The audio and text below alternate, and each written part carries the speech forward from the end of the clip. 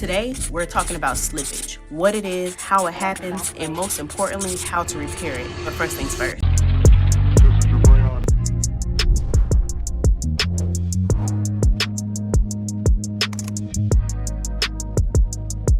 Yeah, spicy like a motherfucker, but I'm sweet. Hey y'all, welcome back to my YouTube channel. If you're new here, my name is Deanna, but you can call me Clutch. I'm your go-to Loctician influencer and educator that comes into the clutch for all things Locs business and content. And today we are tackling slippage repair on my client's sister Locs. And as you can see, I hung up my client's coat because customer service is key. Just a disclaimer, this video is slippage repair focused, so I did not record her shampoo or after her shampoo, but if you're interested in the products that I used on her hair, here are their products right here, and they're always linked in the bio. Here's the situation. My client recently had her hair bleached, which caused some of her locks in the back section to weaken and bust open at the ends. And that's what we call slippage, but what exactly is slippage? Slippage is when individual locks start to unravel or become loose, losing their shape and potentially becoming undone. And the term slippage is usually used with locks such as sister locks and microlocks, or if locks were maintained or started with interlocking. Now you may ask, Clutch, what are some of the common causes of slippage? Don't worry, I'll tell you. Number one is exposure to excessive moisture without braiding and banding. An example of this is you shampoo your hair at home, and instead of doing like your Loctician says and braid and band, you decide to go ahead and shampoo without braiding and banding. That will cause slippage. Number two, premature use of oil or cream-based products. Now, that does not mean you can never use oil or cream-based products on your sister locks. However, if you use them too early, they will cause your locks to slip. Number 3 and 4 kind of go hand in hand. Number 3 is dyeing your locks too early in the locking process.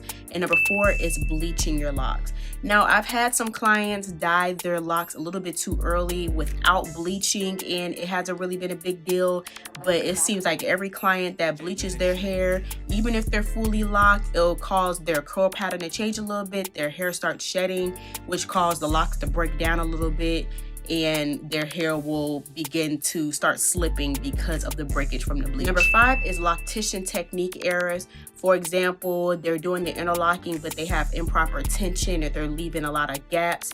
That will cause slippage.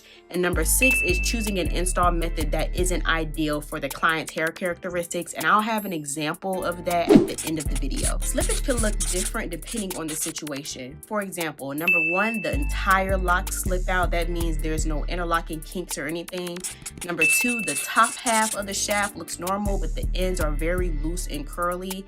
And number 3, the lock looks normal at the root and at the ends, but in the middle is kind of like loosey-goosey. In the client's case, we're dealing with number 2. The top of my client's locks is intact, but the ends have become loose and curly, so let's fix it. My tool of choice today is the Interlocks tool with the bracelet and extender set. If you're interested in checking out this tool, it is linked in the description below. To repair these loose ends, here is my step-by-step process. Number 1, create a stopping point. I rough up the ends either using my finger or doing the back combing technique. Number 2, pierce through the lock shaft. I use the tip of my Interlocks tool to pierce through the normal part of the lock shaft, and then I slide it down to my stopping point.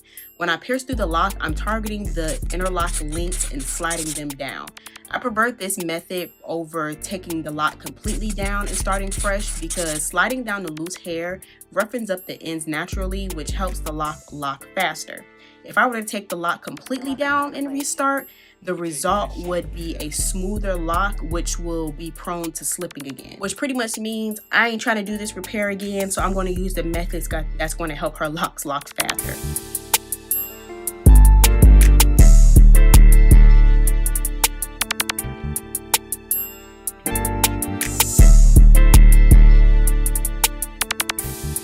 Number 3, retie like normal. After sliding everything down, I retie the loose hair using a normal interlocking technique. For a slippage repair, you always want to use the tightest rotation.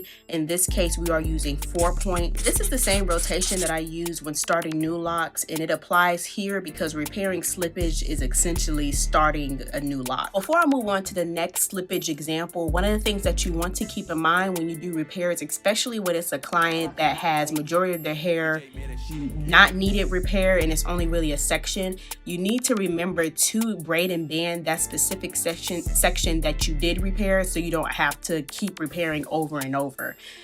Because you're pretty much doing the work for no reason if you don't use the preventative methods to stop the slippage that came about in the first place. You also need to give a specific regimen to your clients as well. If they shampoo at home, now they need to make sure they braid and band the section that has been repaired.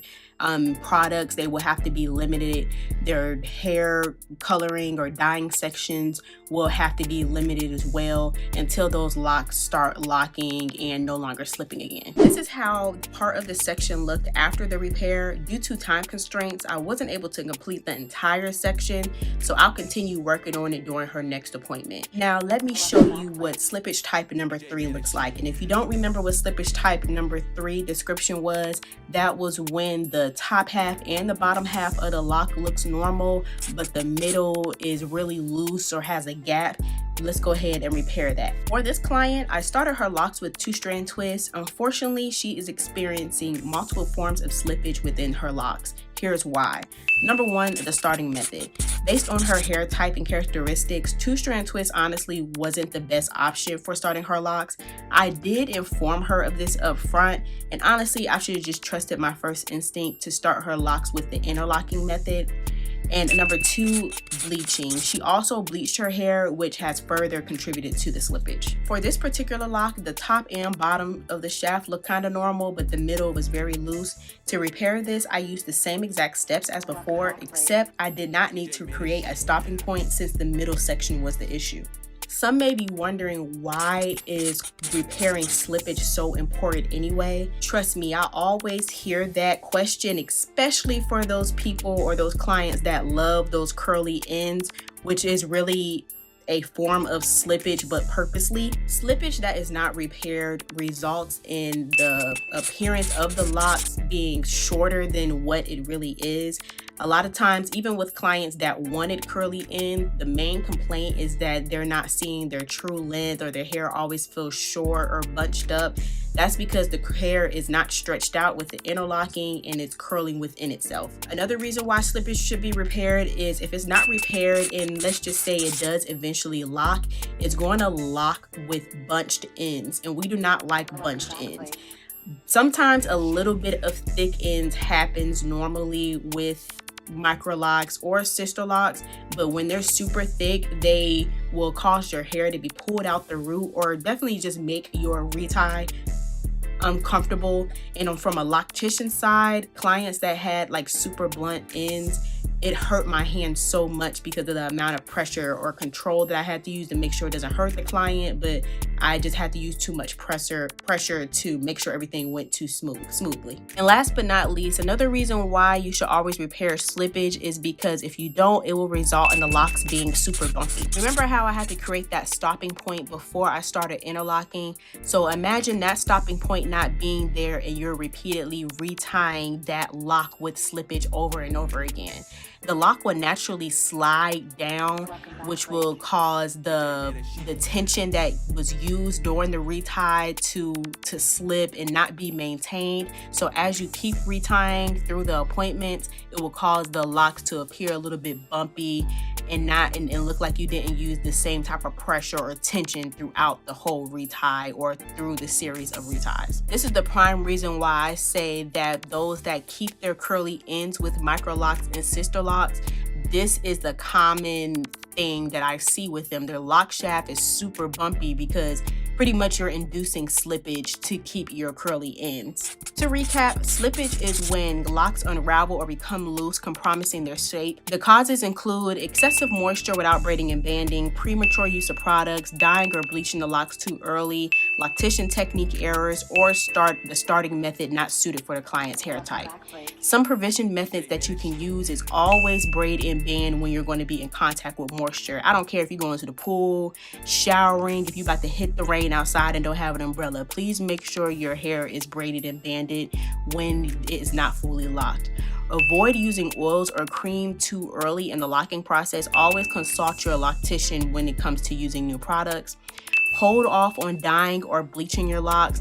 honestly, just don't bleach it. I feel like bleaching 9 times out of 10 is going to cause something to break off your hair, which will induce the slippage. All right, y'all. Well, that sums up my demo on how to repair slippage. If you do it a different way, comment below. If this has helped you, comment below. And as always, if you have any questions, comments, or concerns, meet me in the comments and I'll make sure to respond. If you are new here, please like, comment, and subscribe and share with others. Thank you so much for watching, and I'll catch y'all next time. See y'all later.